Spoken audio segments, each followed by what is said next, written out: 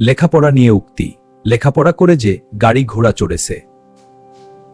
শিক্ষা মানুষকে আলোকিত করে, অজ্ঞতা অন্ধকারে রাখে। লেখাপড়া হলো ভবিষ্যতের দরজা খোলার চাবি।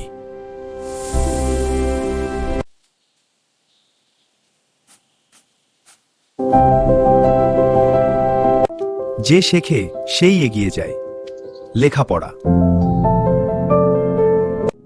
বই হলো নীরব শিক্ষক যে কখনো ক্লান্ত হয় না।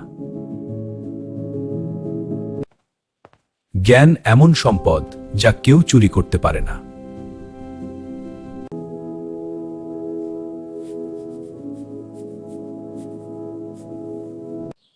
স্বপ্ন পূরণ করতে চাইলে পড়াশোনাকে বন্ধু বানাও।